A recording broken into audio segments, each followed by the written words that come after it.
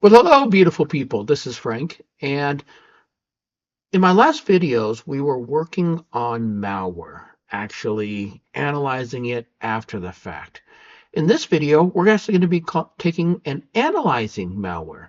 Different set of malware, not quite the same thing. However, we're going to be talking about how this malware is created. We're going to create some malware and we're going to see how it gets onto a Windows machine. We've all heard that when you get malware, right, you get a spam email, a phishing email, you click on the link, and now they own your machine. I'm going to show you one way that we actually do it, right? One method of actually doing it. Now, if you've ever taken a class with me, you know I am huge on notes, that you should be taking notes throughout this lab. And, from a note-taking skill, right, I write stuff down. It's all crazy. It's a bit of a mess, etc. However, however, I then sit down that night and I go through the rest of my notes.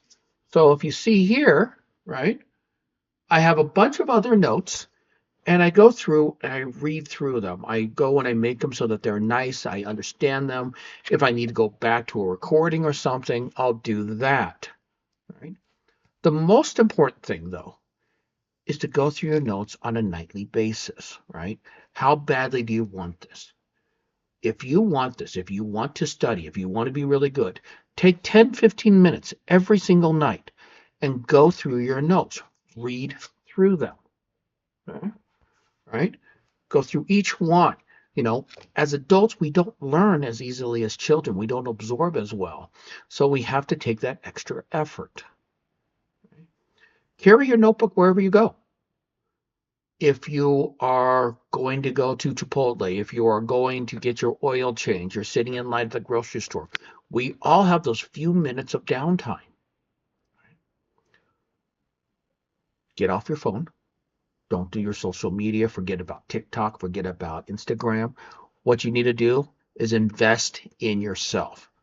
That 10, 15 minutes, go through your notes, read through them. Do you understand what the command is for?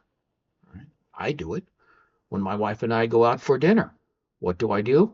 I have my laptop in front of me. And while I'm waiting for our food to arrive, we're just taking a couple of minutes to go through, right?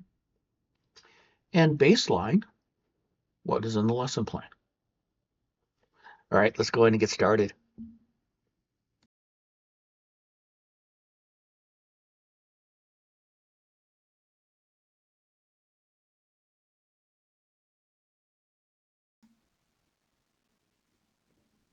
If you're not familiar with Linux, I would always suggest you start with some base commands. So pwd, present working directory, and ls-l to see what the contents of that directory is. Now, in our case, we have a file called shells right now, and we're going to go ahead and move over there with the cd command.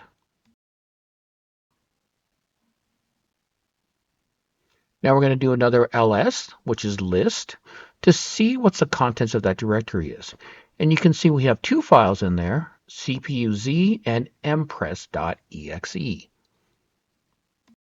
So what is cpuz? Well, you can see here, official setup video executable for the 2.5 version of cpuz. What's it used for? It's an installer. When executed, sets up the cpuz application on your computer. Okay. Well, let's figure out what Empress is.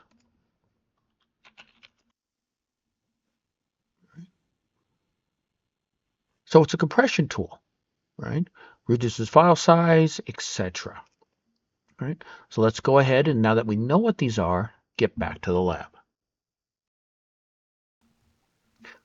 Let's go ahead and grab a hash of each one of these files just so we know what we're looking at.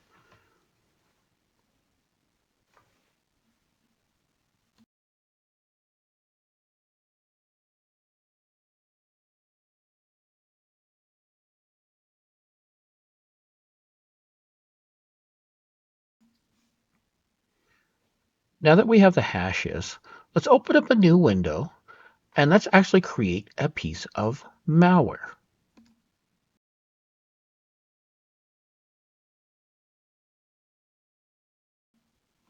I'm going to start off with MS's Venom for the Metasploit framework. Then we've got dash A x86 as in the Intel architecture, dash P for the payload, which is going to be the reverse shell. We got to enter our IP address. We got to put the port that we want to call it back to, and then we have shikata ga na, which is a Japanese phrase for meaning it cannot be helped or nothing can be done about it. Now this is a reverse shell, so we'll need to call back to something. Let's grab the IP address of our system with the ifconfig. And here we can see that we're using a private IP address since we're in a lab. In the real world, we'll put this out in the cloud somewhere. So our diagram is going to look something like this. We have the 10.0.66.44, which of course is a private IP address. And in the real world, we're going to have this as a public IP address. I, of course, will just make something up right now. We're just going to go with 123.11.22.33. And that's the machine that's going to be owned by our hacker or by our hacktivist. Now, our hacktivist is going to go ahead and send an email. We haven't quite got to this part yet, but just to show you the overall process, they're going to send an email that is going to be opened by our victim machine. And when that reverse shell is created, what's going to end up happening is it's going to call back to the external system, right? And when it does that, we're going to go ahead and open a shell on the Windows machine.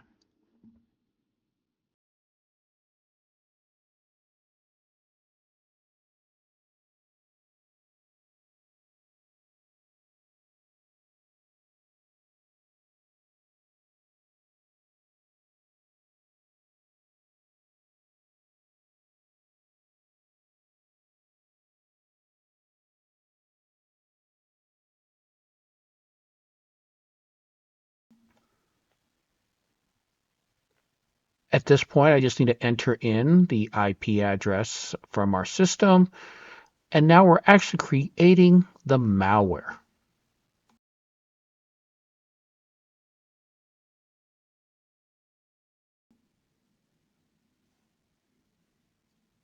And you can see we now have shell.exe, which is our malware.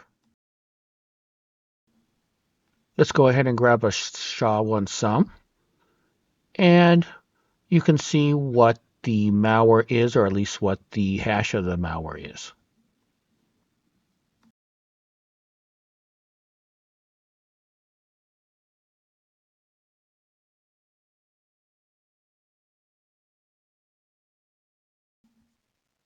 Let's go ahead and scan our malware with an antivirus.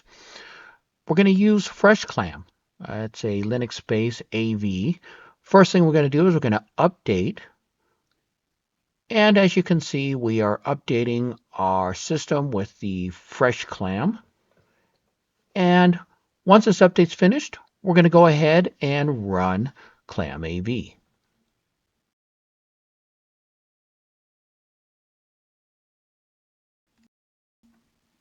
Run the antivirus by simply typing clamscan and then the file you want scanned. Anybody want to take a guess as to what it's going to find?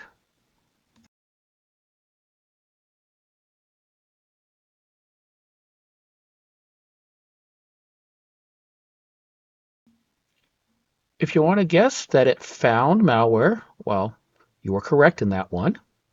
Let's see what we can do about it to obfuscate it.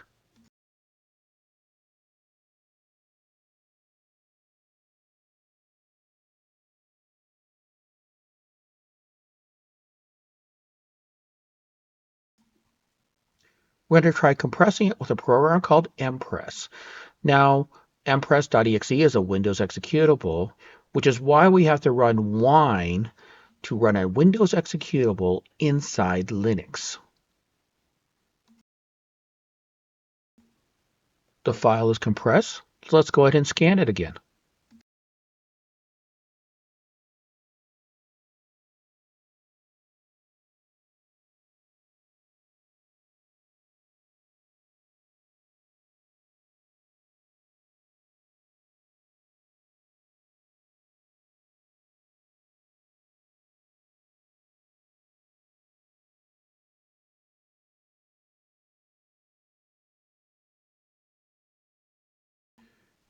And you can see the simple act of compressing it has bypassed the virus scan. Now that we have the malware obfuscated, let's go ahead and set up the rest of our infrastructure with the Metasploit framework.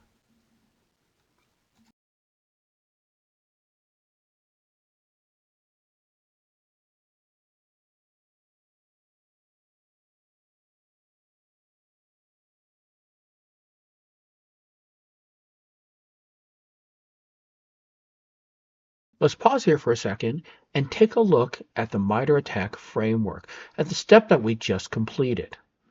So we're developing our resources, right?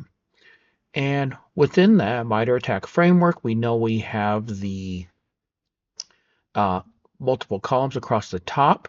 Let's dive into resource development and acquire infrastructure. So in your notes, you should be listing down T1583 for acquiring the infrastructure, and specifically .004. We should also look at what else within it, right? Well, we're not going to compromise the accounts, at least not yet. Right? So what else do we have? There we go. T1588.002, or actually 001 for malware. We've created the malware. Now, the important part about the MITRE ATT&CK framework is this section, right? Not so much on the procedures, because we're showing you the procedures right now, but those mitigations and those detection strategies. Let's go back to the console, and we're firing up our MSF Venom or our MSF console, and this is going to be the listener.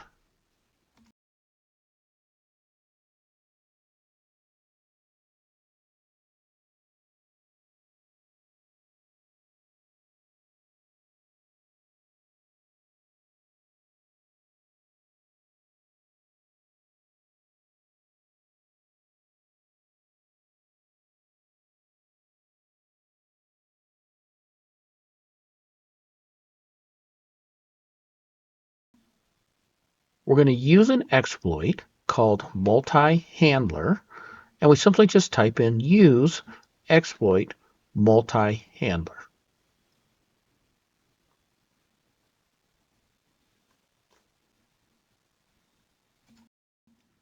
Let's take a look at what our options are. So we have localhost and local port. Nothing's filled in currently, but it is required. And we also have local port. The default port for Metasploit is 4444.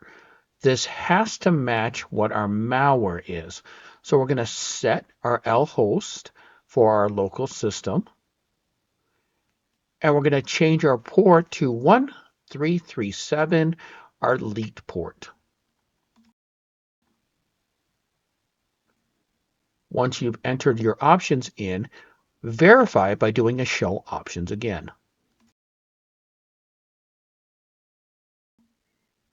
Let's switch over to our Windows box, or our victim box in this case. Now we're going to simulate, or we're just going to kind of make up an email. So we're going to simulate the phishing email with an SCP command. We can cover how to create that email in a later lesson. Linux machine. But for right now, what we're going to do the shell.exe. Go ahead and just pretend that we clicked on the email. We're going to show the underlying command. I do have to adjust my IP address that you see in the command here.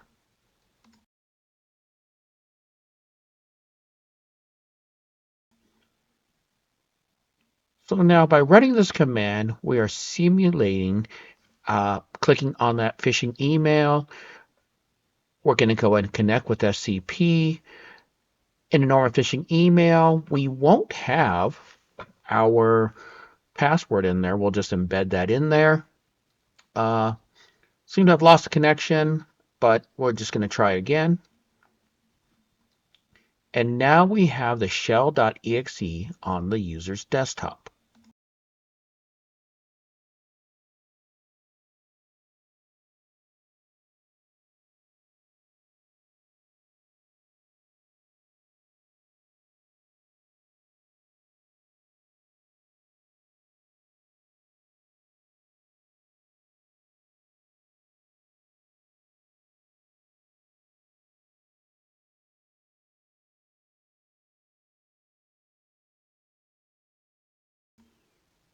Before we have the user run the shell.exe, we've got to start the framework. So just by simply typing exploit. And now we have the listener going. This is where we social engineer the user to run a command like shell.exe. And if you saw, it looks like the shell.exe didn't work. However, now we've got a connection to the user's desktop.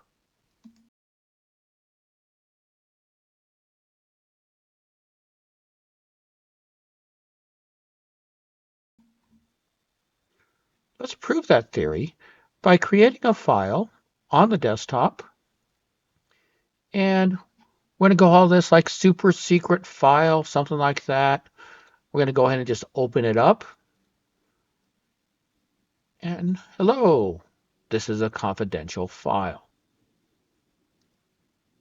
Go ahead and close that, saving it. Going back over to our Metasploit framework, we'll just do a directory again. And there is super secret files, right? Proving that we have access and a shell access into the user's desktop.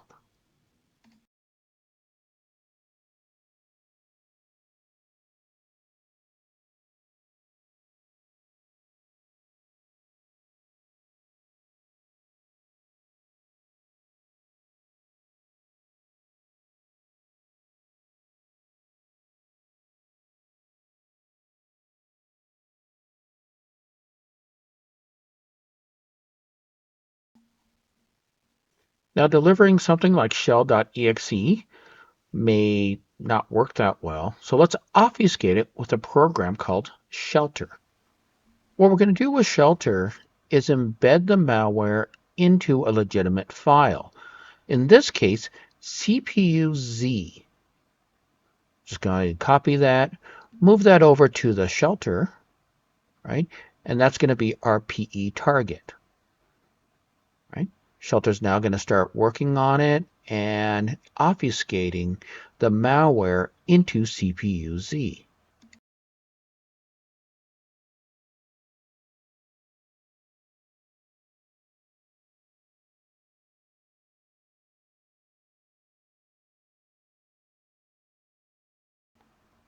Let's go ahead and enable stealth mode.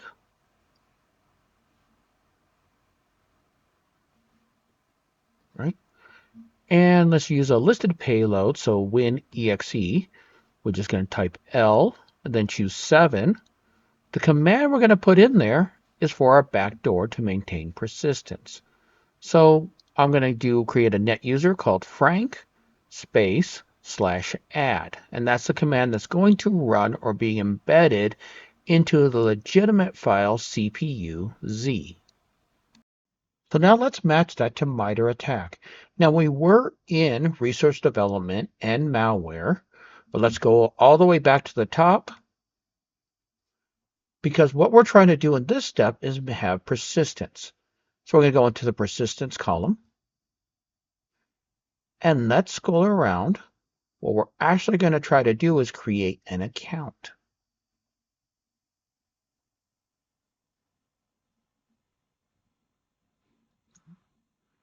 And you can see here, T1136 or Tango 1136 create account, and specifically a local account. Let's go ahead and scan our file again, the CPU-Z that does contain our malware.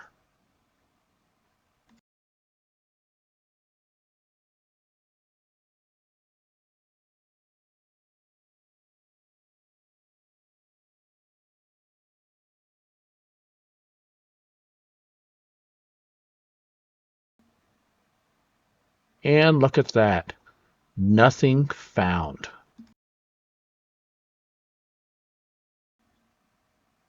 Well, going back to our Windows machine that is already affected, we're going to go ahead and grab that file. So same thing as before, another phishing email. Now I'm going to type net user to see all our user accounts. Now let's go ahead and download the new malware, the CPU-Z, into this machine and run it. The file is now downloaded on the user's desktop. Let's go ahead and run the executable. Standard looks pretty normal, right? We're just going to click through. Nothing seems wrong at all. However, if we go back and we do the net user again, you can see there's now a new account called Frank in there. And didn't set a password, but I essentially would be able to access this laptop now without any malware because I have a legitimate account.